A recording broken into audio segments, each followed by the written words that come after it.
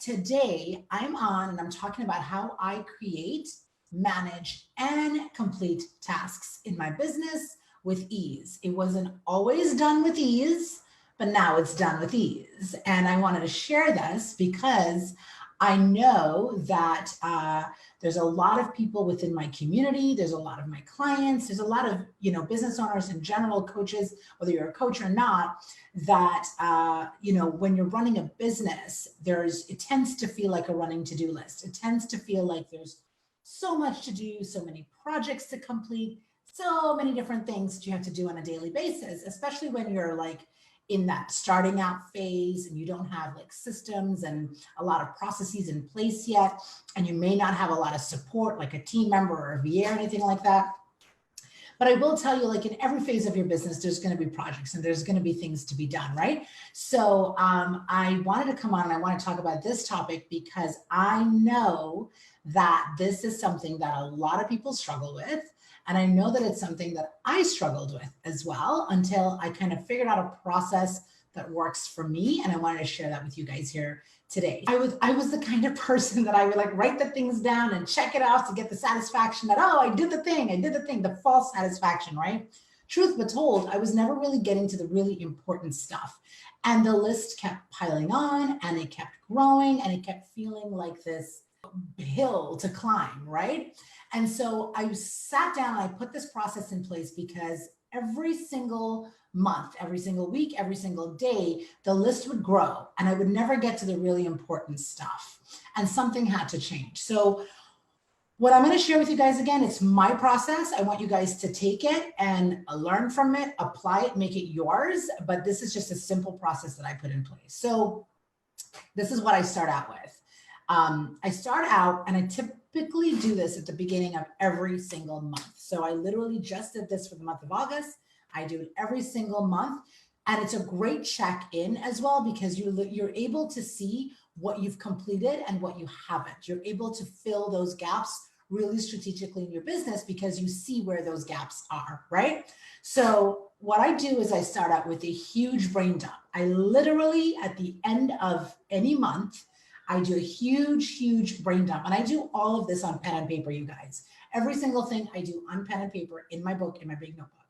I do a huge brain dump of all the things that I know I need to get done and I need to do in my business. Now, this is as it relates to my goals, right? For you, it'll be different for you as it relates to your goals. So if I know I'm launching a program, if I know I want to fill up my one-on-ones, if I know that I want to book out a speaking event, if I want to, whatever my goals are and whatever the things that I'm working on in my business, this list is specific to that, right? So for you, if depending on the stage of business that you're in, depending on what you're doing, is going to be specific for your goals as well.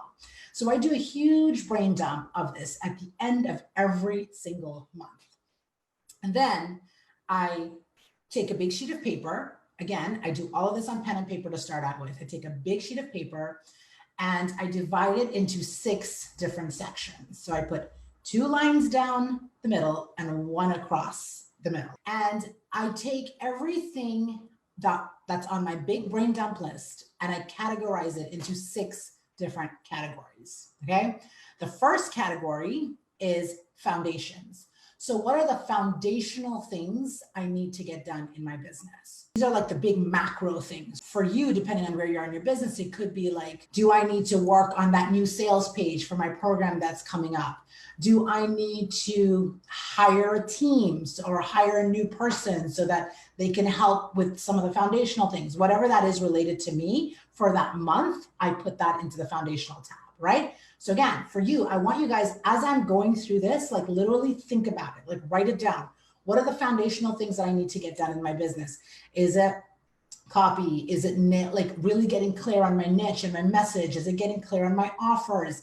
Those are the foundational things, you guys. Like, so I don't want you to skip over this part because too often people skip over this part and they jump to all those things like, oh, I need to write content or I need to do all those other things. And yes, those things are important, but it has to start from the foundations, right? And your foundation list doesn't have to be like a mile long. It could literally be 3 or 4 things that you know it's core and it's foundational and it's stuff that has to get done in your business, right? So that's the first category. The second category for me is my visibility and connection building, right? So the visibility, how am I getting visible? How am I building brand awareness with for my business? How am I connecting with more of my ideal clients and my target market? And I put everything from my big brain dump list under the category of visibility and connection, right? The third category for me is lead generation. So lead generation goes hand in hand with your marketing.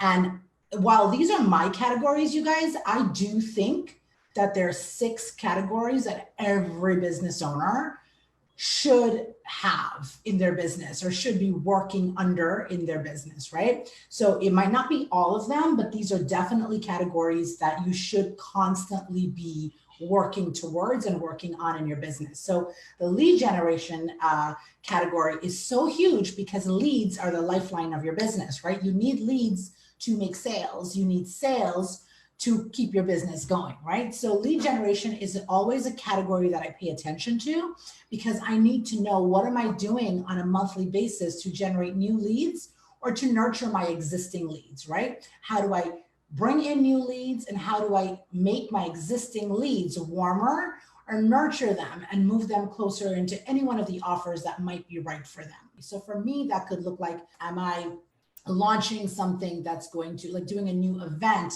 that's going to bring new people into my pipeline? Am I promoting a new offer on social media and asking people to sign up for it? Essentially, it's how am I bringing new leads into my business or how am I nurturing my existing leads, right? The fourth category for me is sales. So sales is, again, just like lead generation, you need sales in order for your business to keep growing, right? So in the sales category, I have all of the things from my big brain dump list that I know that I'm going to be selling this month. You have to know what are the items you are selling in your business. Again, this is a category that you should absolutely have on in your process. If you want to implement this process that I'm teaching you guys, this is a category that you should absolutely have. Sales should be one of the things that you are, not should be, it is one of the things that you are focusing on every single month in your business. Unless you're at that place where sales is coming in like with your eyes closed and it's just flowing to you naturally without you doing any sort of heavy or hard marketing, then sales should absolutely be on your list of things to focus on monthly. The fifth category for me is new opportunities. So how can I seek out new opportunities in my business? Now, I'm going to be completely honest. This category doesn't always get a whole lot of attention because depending on my time, depending on the other things that I have to do, I don't always have a very long or a lot of things to add to this particular category. But I always try to be thinking about new opportunities. So new opportunities for me could look like, how do I want to be connecting with other industry experts? Do I want to be doing some PR for my business? Do I want to get some, featured on this blog post or podcast or something like that? What are some new opportunities that I want to be creating? Or what are some new things I want to be creating in my business? So when you're just starting out, right? Or if you're still in the beginning phases, this new opportunities category may be a bit long because you might have all these ideas you're flooded with, right? There's all these new things you want to create, right?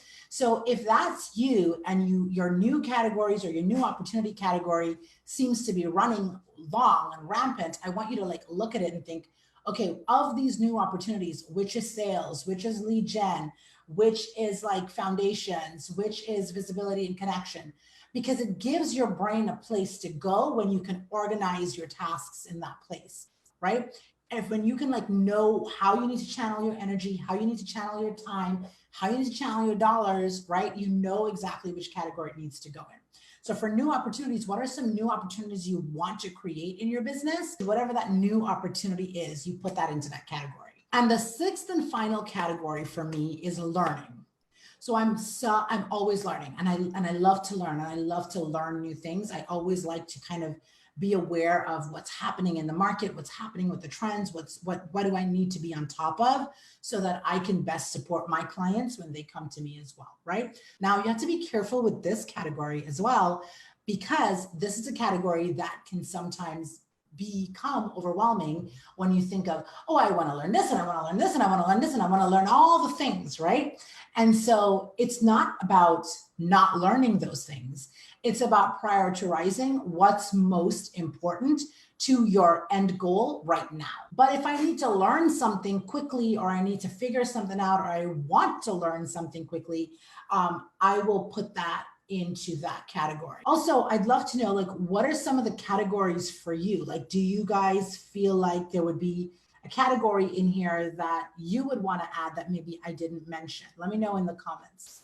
So the reason why this system and this process really works beautifully, you guys, for me, and why I know it will work great for you guys too, is because, again, it allows you to streamline your systems in terms of what you're doing. It allows you to streamline your time in terms of how you're spending your time.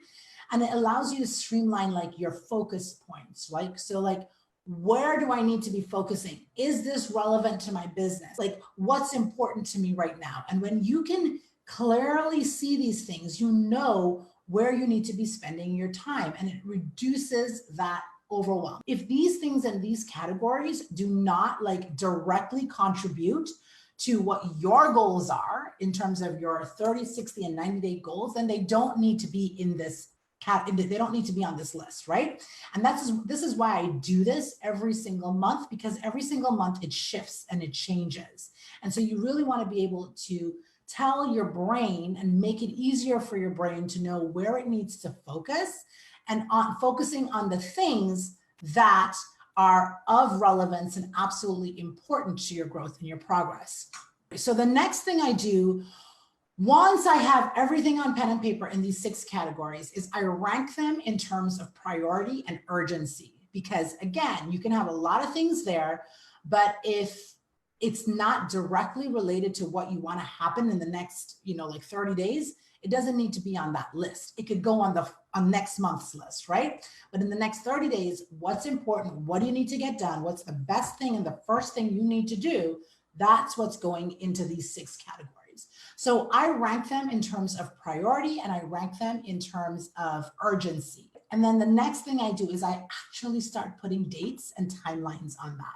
I put a date, like this is getting done this week, this is getting done that week, this needs to be done by this time. And it's not a perfect system, you guys. It doesn't always work out perfectly. I don't always, get everything on in these little quadrants done perfectly, but it gives me a focus point, right? It gives me something to focus on. It helps me to really, when I sit down to work, I know specifically what I need to be doing in order to move the needle forward in my business, right? So I give them, I assign a date, and I assign like a timeline to it, right? And then the final thing I do is ask myself, where do I need support in order to get these things done? What do I need support with in order to get these things done? So does that mean I can look at my list and I can say, okay, I need support to get this done, so that I'm going to ask my VA. My VA is going to handle these tasks, or I need to, increase her hours to handle these tasks, or I need to buy this software in order for me to do this thing, or I need to, whatever that case may be. Where do I need support in order for the things on this list and the things into these categories to actually get done by the time that I have set it up to be done by, right? This is like the only way you're going to move your business forward, you guys, because if you don't get the support where you need the support, it's very likely that you're going to end up back in overwhelm, and month after month, the list is going to keep growing, or you're going to keep, or you're never going to, you might be adding more things to the list, but never really getting to the really, really important things. Support is key. Support is key. Support is key. And that support doesn't always have to come in the form of hiring somebody or buying something, right? That support could literally be, okay, I need to write this email sequence. That means I'm going to need 3 hours on the weekend. That means I need my husband to take the kids for 3 hours out of the house so I can focus and write this email list, right? Like in this email sequence. That is what support can look like.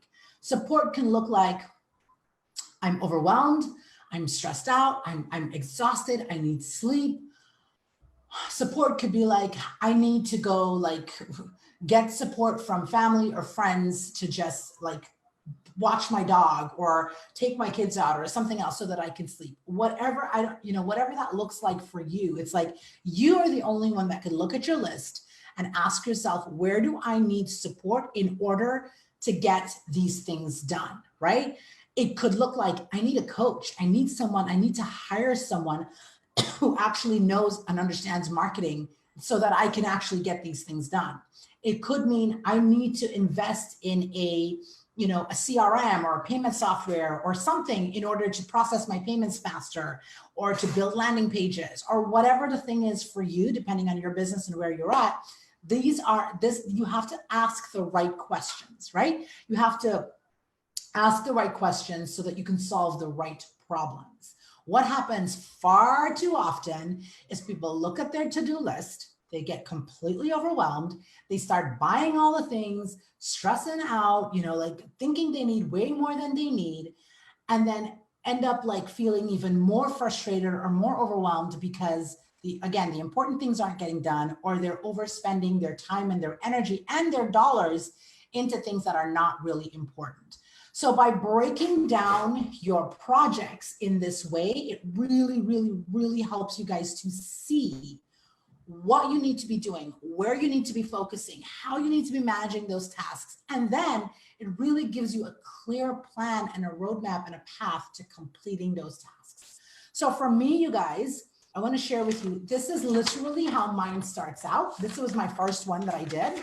Now it's a little bit more complicated. Like I have Trello boards, I've got my team assigned to some of these things. So like it looks a little bit more complex now, but this is literally what it started out as. It starts out as a sheet of paper, and this is where it starts out as. And then this sheet of paper is then translated to my Trello boards, my team's Trello boards, my calendars, and it's translated across so that, again, my system and my process is working every single month. And this is literally, again, my system. These are my categories. I recommend, if you guys want to try this out, create your own categories, or, at least figure out with that big brain dump, what's most relevant to you in the next 30 days, and breaking those down into the categories that make sense for you. Take it, make it yours, do your thing with it. I know I've moved away from just like writing lists, and I've started creating processes and systems. And that's like a very big difference between just writing a list and creating a system and a process. All right, great. I will see you guys again next time. Thanks for watching.